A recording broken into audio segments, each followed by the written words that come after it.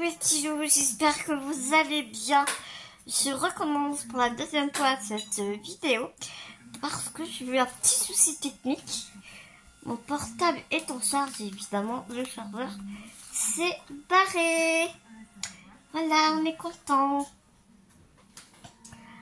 Lors de ma dernière vidéo, je vous avais promis que je vous raconterais pourquoi j'étais absente si longtemps, n'est-ce pas?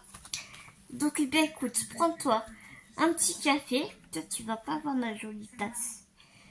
J'ai récupéré cette jolie tasse avec un petit chat trop choupidou. Choupidou aujourd'hui. Et donc, je me prends un petit café. Et mon point de croix. J'ai choisi ce point de croix avec un chat de chez DIY Krusty. Genre, je ne me rappelle absolument pas où est-ce que je l'ai acheté. Mais en tout cas, il faut que c'est une chose est sûre. Avec ce superbe diagramme de la mort qui tue. N'est-ce pas? Magnifique diagramme où, même avec mes doubles, je ne vois strictement rien. Et en tout cas, je le réalise pour le petit challenge que nous a concocté mon petit bonbon de la chaîne Je peux pas, j'ai créé. Elle a fait un challenge en 2 équipes. C'est les virtuoses des petites croix et d'autres, je ne sais plus, des petites croix aussi. Compte Facebook que je te mettrai en barre d'infos. Et donc moi j'ai choisi ce point de croix ainsi qu'un autre point de croix. N'hésite pas à nous rejoindre, vraiment super sympa, bon enfant, tu vois. On s'amuse bien et là tu vois je suis vraiment, comment te dire, dans du foncé. Ouais, comme tu peux le constater, c'est vraiment noir, 932, enfin... Là, la caméra, t'as l'impression que c'est tout noir, mais non. En fait, il y a du 932 et du noir. Donc, comment te dire? Que j'en ai un petit peu marre du foncé, n'est-ce pas? Donc, je me suis dit, ben, je vais prendre mes petits doigts avec moi. Et puis, je vais vous raconter pourquoi j'étais absente aussi longtemps. Ce n'est pas dans mes habitudes, n'est-ce pas? Et comme d'habitude, il m'arrive des péripéties avec ma santé. Parce que avoir une dépression respiratoire à cause du vaccin du Covid, c'était pas encore assez. Être sous oxygène quasiment H24. On a dû se dire que c'était pas encore assez, qu'il fallait m'en mettre une petite couche, n'est-ce pas? Donc, pour t'expliquer, un soir, j'ai fait une crise d'épilepsie. Je suis tombée de mon fauteuil. Il était 4h05 du matin. Et je ne me rappelle pas ce qui s'est passé. Je ne me rappelle pas comment je suis tombée. Je ne me rappelle de rien. Tout ce que je me rappelle, c'est que Bounty et Ulysse m'ont réveillée pour me dire maman, je crois qu'il y a un petit problème. Donc, je me réveille. Bien évidemment, je n'avais pas... Mon portable était sur mon fauteuil. Moi, j'étais entre mes toilettes et mon fauteuil. Et mon fauteuil était... Mon fauteuil, n'importe quoi. Mon fauteuil était sur mon fauteuil. Oui, bien sûr. Mon portable était sur mon fauteuil. Étant par terre, ayant manqué d'oxygène, ben, j'avais plus de muscles ni rien pour pouvoir me relever. Mais, comme tu le sais, ou pas d'ailleurs, j'ai la maladie des os de verre. Donc, première chose que j'ai faite quand j'ai repris connaissance, je me suis homo-diagnostiquée, tu sais. Et je m'étais rien fait, je m'étais pas cassée, je m'étais rien fait du tout. Donc je me suis dit, bon bah, j'ai essayé de me relever pour monter dans mon fauteuil, tu vois. Mais non, impossible, parce que comme je te disais plus tôt, comme je n'avais pas assez d'oxygène dans le sang, bah toutes mes muscles, mon corps, il voulait rien savoir. Que Mimi, tu te démerdes, tu vas trouver une autre solution pour remonter dans ton fauteuil. Sauf qu'en voulant remonter dans mon fauteuil, eh bien, j'ai réussi à me mettre un peu à genoux. Et en me mettant à genoux, parce qu'en plus, il faut savoir que pour éviter que je me casse, eh bien, j'ai du métal dans les membres, bras, jambes et dos. Et en voulant me relever, eh bien, j'ai déplacé une de mes tiges télescopiques de mon tibia gauche. Donc, comment te dire que, oh, douleur intense, j'ai tout de suite compris ce qui se passait, bien sûr. Et là, je me suis dit, c'est la merde. J'avais bien compris qu'il était à peu près 4 h du matin. Que, étant donné que c'était le week-end, mon infirmière n'arrivait pas avant midi et demi, voire 13 h de l'après-midi. Donc, un peu la mouise, n'est-ce pas? Et ni ni deux, et ben, j'ai tenté le tout pour le tout et j'ai appelé à l'aide. Et là, je vais te dire que j'avais une punaise d'étoile au-dessus de la tête. Parce qu'au moment où j'ai appelé, mes voisins de palier, eux, rentraient de fête quelconque, une soirée, je ne sais pas. Et ils m'ont entendu appeler. Donc ils sont venus et ils m'ont remis dans mon fauteuil. Le truc, c'est qu'en tombant, j'avais cassé la palette de mon fauteuil. Donc oui, je t'ai pas dit, j'ai repris du 310 là. J'aurais pu remettre plus bas la caméra, mais bon, c'est pas le but de la vidéo, c'est pas un tuto point de croire, n'est-ce pas? C'est essentiellement pour papoter avec toi. Donc c'est pas très grave si tu ne vois pas bien correctement les points que je suis en train de faire. Et donc oui, donc je te disais que quand je suis tombée, j'ai cassé la palette de mon fauteuil. Donc je me suis mis dans mon fauteuil. J'avais super mal aux genoux, n'est-ce pas? Mais je suis restée comme ça jusqu'au petit matin, jusqu'à ce que mon infirmière arrive. Alors je ne me rappelle plus très bien, je crois que ma voisine aussi, Sylvie, j'ai dû l'appeler, enfin je ne me rappelle plus très bien. Bref, ça a fini que je suis partie aux urgences, bien évidemment, sans mon fauteuil électrique, parce que ce sont des ambulanciers qui sont venus me chercher, mais qui n'avaient pas une assez grande ambulance pour mettre mon fauteuil. Donc je me suis tapé 24 heures de brancard, je te dis pas, douleur intense.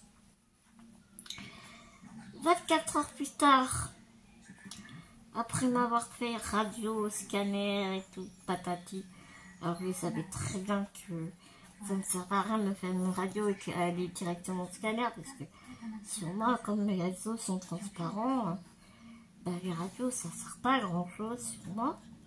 Tu vois pas si après tu vois pas.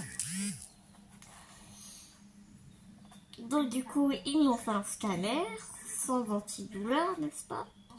Sinon, ce serait pas drôle. Et là, on a vu que l'interne des urgences a vu que mon matériel, effectivement, avait bien bougé.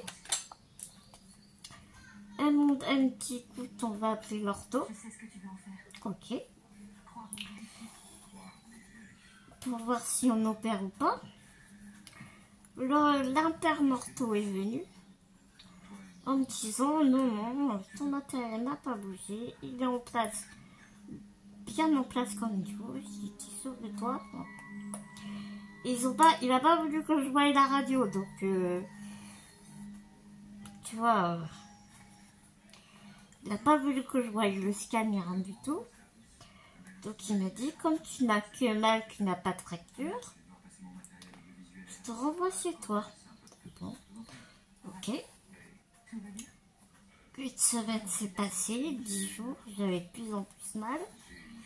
Ah oui, effectivement, je dis bon, toute seule à la maison, je suis obligée de me mettre debout, je suis obligée de faire vaquer à mes occupations, enfin, tu vois, me faire à manger, faire mes courses, tout ça. Donc forcément, j'avais su pas mal.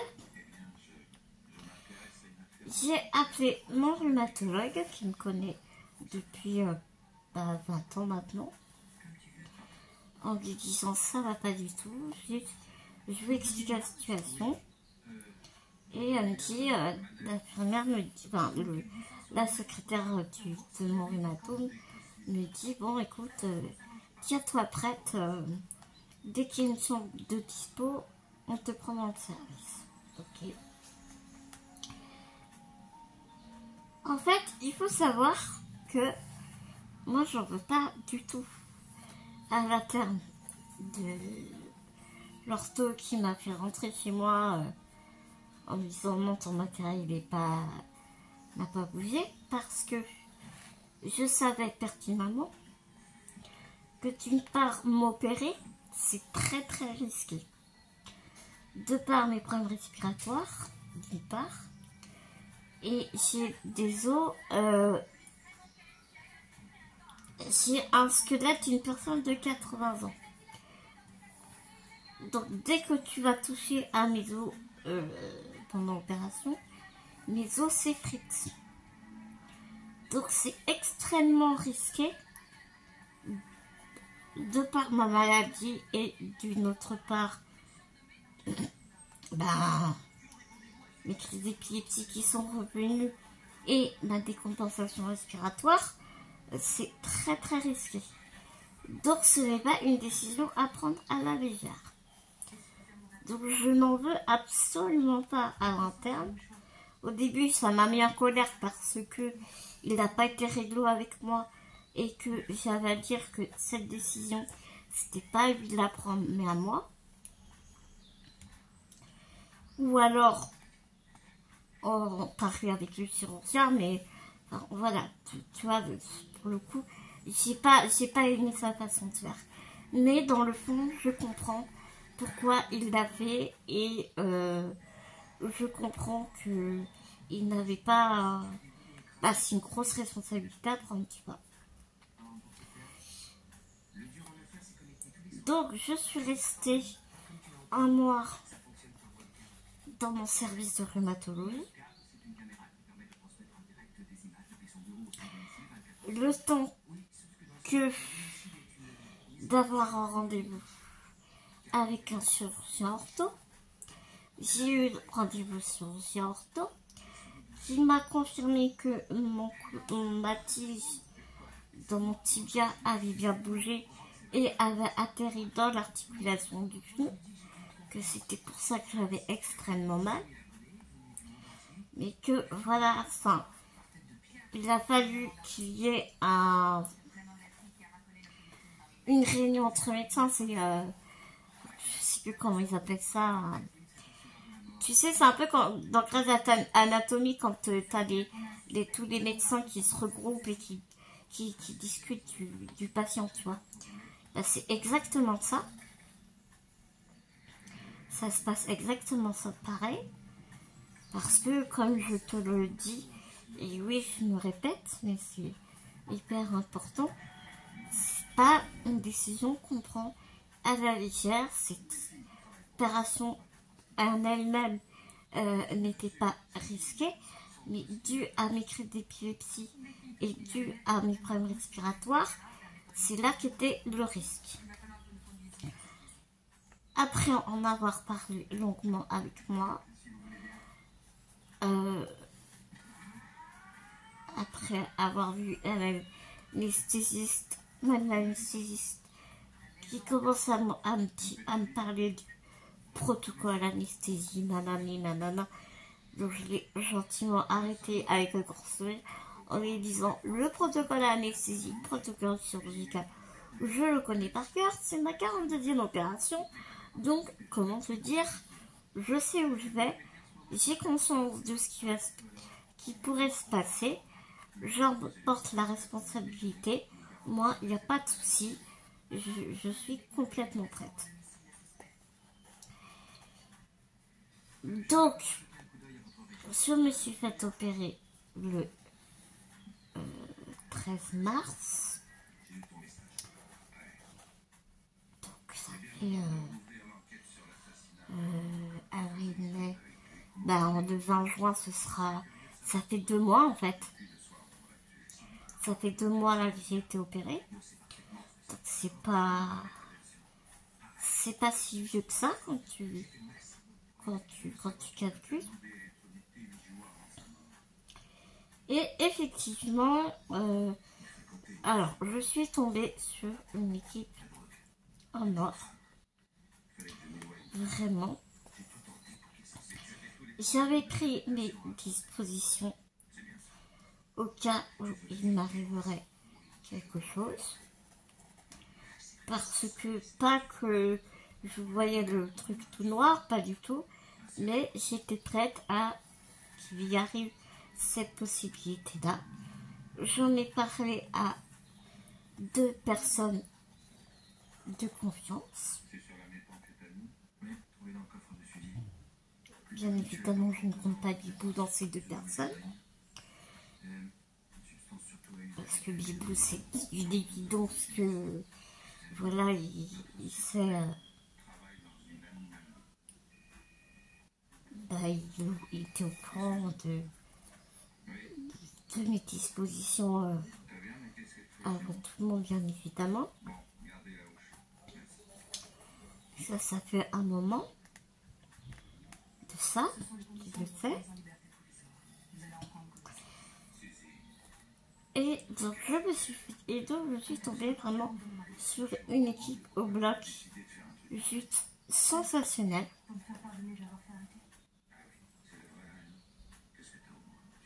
L'opération s'est bien passée.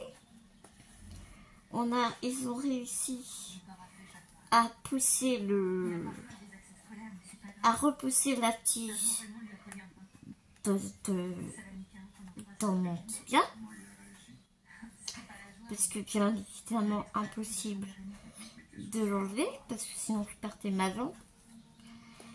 Impossible aussi de le couper, le bout de la tige qui m'embêtait parce que impossible d'y accéder. Donc ils ont réussi à repousser la tige. Et quand je me suis réveillée, première chose que l'anesthésie m'a dit, putain Pierre, tu nous as fait une de ces frayeurs. Ah bon, pourquoi? Qu'est-ce qui s'est passé? Qu'est-ce que j'ai fait? Ah bah en fait, à la fin d'opération, j'avais arrêté de respirer. Voilà. Ok. Donc moi je me dis quoi? Tout va bien. Je suis là. On a évité pire. Tout va bien. Donc, comment te dire que j'ai souffert le martyre, mais vraiment, où ils étaient obligés de me porter à 4 tellement que j'avais mal dans les bras. Parce que, il faut savoir que les articulations, tout ce qui est articulaire, est extrêmement douloureux. Et puis je suis partie après en centre de rééducation pendant un autre mois et demi. Je suis rentrée à la maison. Je suis rentrée quand à la maison le 30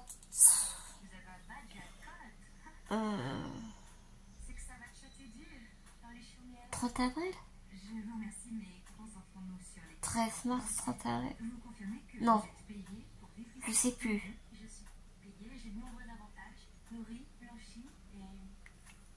Fin mai? Mi-mai? Mi-mai, peut-être, ouais, truc comme ça. Mi-mai ou fin avril? Oh punaise, je sais plus. Non, le 30 avril. Ouais, le 30 avril, je suis rentrée à la maison. Le 30 avril. Et là, jusqu'au 27 juin, je suis en hospitalisation 2 jours dans ce même centre de rééducation. Donc voilà. Je ne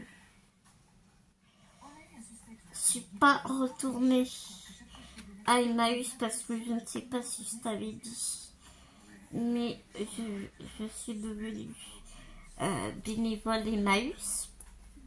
Ça fait 1 an où j'y allais 3 fois par semaine, où je m'y sens extrêmement bien, où j'ai retrouvé vraiment une deuxième famille, où je me sens complètement épanouie.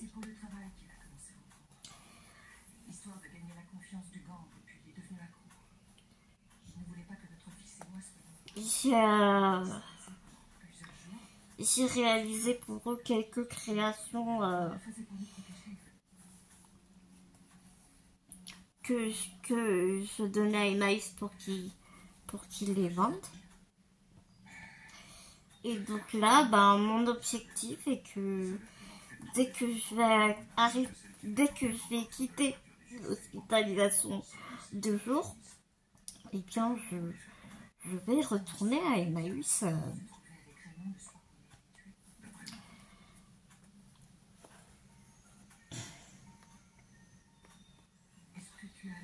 Peut-être pas 3 fois par semaine, mais je compte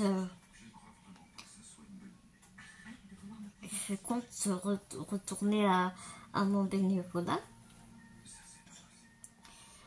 Donc voilà mes petits loups, pourquoi mon absence et toutes mes péripéties.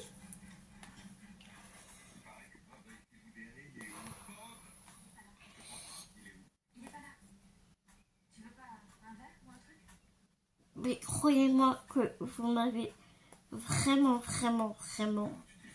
très fort manqué.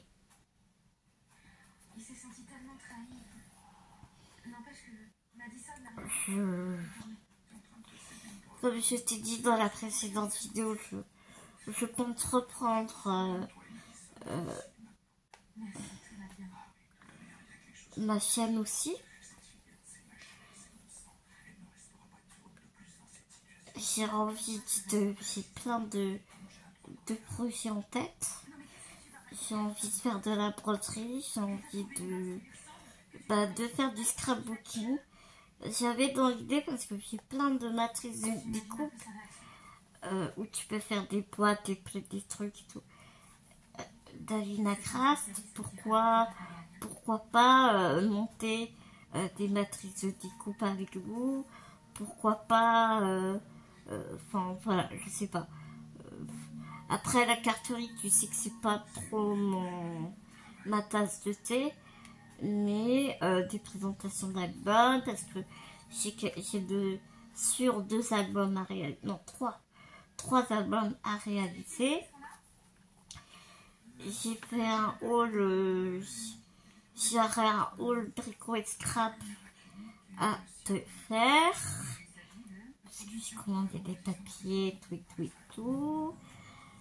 J'ai un haul Temu parce que forcément j'ai craqué, donc tu vas avoir un haul Temu plus les tests des matrices de découpe que j'aurais acheté. Donc voilà, j'ai envie de reprendre ma chaîne, mais sans me mettre la pression. Je pense qu'on est vraiment beaucoup dans ce cas où on n'a plus du tout envie de se prendre la tête, de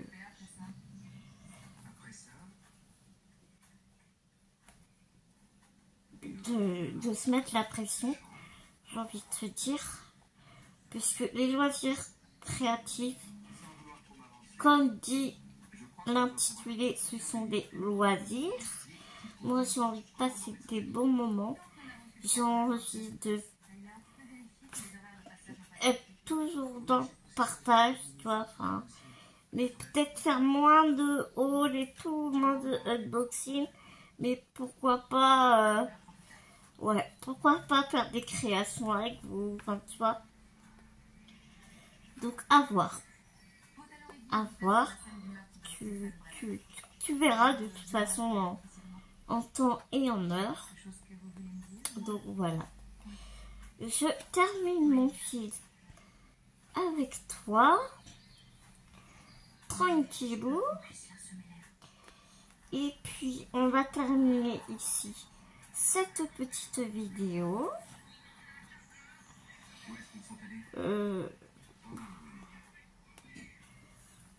Je te dis très honnêtement que j'ai essayé de résumer un peu ces 1 an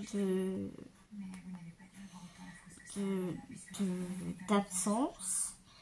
Alors oui, tu vas dire que tu es tombé en fin février et tu nous as quitté pendant 1 an.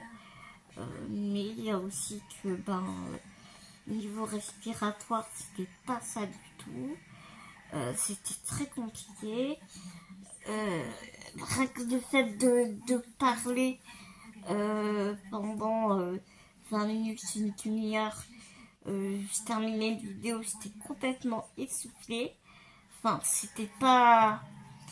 Je filmais avec bonheur, bien évidemment. J'ai toujours eu énormément de plaisir à filmer, à vous faire des vidéos. Mais c'était très très compliqué physiquement pour moi.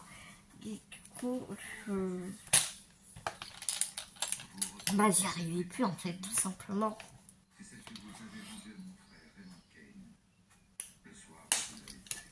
Donc bien évidemment que j'ai des hauts et des bas toujours, hein, mais c'est beaucoup mieux. Voilà mes petits loups. Je te laisse ici pour aujourd'hui. Je te montre juste derrière un peu ce que j'ai fait. J'ai commencé un petit peu ici aussi. Et ce que j'aime beaucoup sur ce point de croix là, c'est que pour un DIY cross stitch, non, tu vas me dire que c'est très noir quoi. Enfin, on n'a pas beaucoup de couleurs, on a 25 couleurs, mais c'est bien connu. Souvent, c'est DIY cross stitch, ça reste très confetti. Et là, je trouve que franchement, c'est pas trop confetti. Donc, ça reste une broderie, somme toute, vraiment agréable. Mais je te montrerai au fil du temps ce que ça a donné. Je te ferai aussi, des petites avancées. Je te montrerai mes petites avancées au point de croix, bien sûr. Mais pour ça, il faut que je sorte tout, que j'attrape tout, parce que, comment te dire, quand même, certes, je ne filmais pas, mais j'ai quand même fait pas mal de choses. J'ai pas mal brodé. Ce que j'ai scrappé, c'est pure ma possession, parce que ce sont des choses que j'ai offertes. Et je n'ai pas eu le...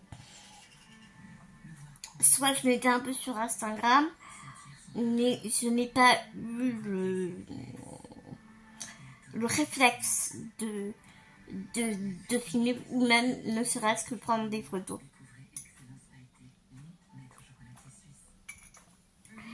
Et je t'avoue très honnêtement et avec beaucoup de sincérité que j'ai envie d'y aller à la cool. J'ai vraiment envie d'y aller en douceur.